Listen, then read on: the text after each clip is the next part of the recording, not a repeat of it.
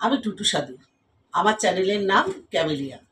আমি ছোট বড় গল্প, উপন্যাস আহ, লিখি এবং আপনাদের সাথে শেয়ার করি। আজকে আমি একটা অন্য ব্যাপারে কথা বলবো। ঠিক গল্পের মতনই লাগবে, কিন্তু আমি একটু অন্য ব্যাপারে কথা বলবো। বলে, সবাই বলে মেয়েদের নিজেদের বাড়ি হয় না।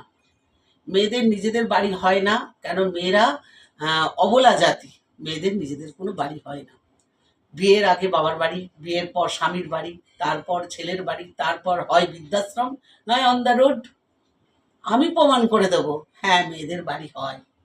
হয় মেয়েদের বাড়ি, হয় না তা না, হয়তো 75% হয়তো হয়, হয়তো 25% হয় না, বা 20% হয় না, খুব কম হয়। মেয়েরা নিজেরা নিজেদের ওই বাঁধনে বাঁধা থাকতে ভালোবেসে, নিজেরা নিজেদেরকে ভালোবেসে তারা নিজেরা এর মধ্যে জড়িয়ে থাকে। নিজেদের বাড়ির কথা চিন্তা করে না। কেন? মেয়েরা সবসময় ভাবে বাবা মা ভাই বোন এদের সঙ্গে আনন্দে থাকবে, তাদের ভালোবাসায় জড়িয়ে থাকবে। বিয়ের পর স্বামী শাশুড়ি শ্বশুর দেওর ননদ তাদেরকে নিয়ে আনন্দে জড়িয়ে থাকবে। তারপর ছেলেমেয়েরা হবে, ছেলে মেয়েদের ভালোবাসায় তাদের ভরিয়ে দেবে, তাদের ভালোবাসায় আনন্দে তাদের সাথে থাকবে।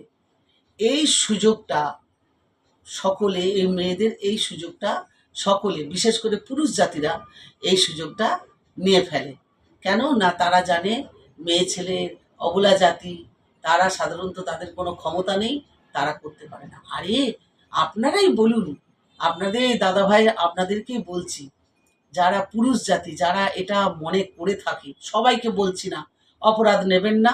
আমি সবাইকে কোনো কথা বলছি না, আমি কারোকে মিন করেও বলছি না। পুরুষ জাতি নারী জাতি এই নিয়ে কথা হচ্ছে, আমি সেটাই বলছি।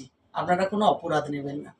এটা যখন একটা মেয়েরা যখন ছেলেদের সাথে সমান তালে তাল দিয়ে পা মিলিয়ে হাঁটতে পারে, তাদের মতো ছেলেদের একটা পুরুষ মানুষের মতো তালে তাল দিয়ে পায়ে পা মিলিয়ে যদি আর্ন করতে পারে, উপায় করতে পারে, তারা যখন একটা রাজ্য চালাতে পারে, তারা যখন একটা জাজের সিটে বসে তারা যখন জাজমেন্ট দিতে পারে, তারা যখন বড় একটা পুলিশের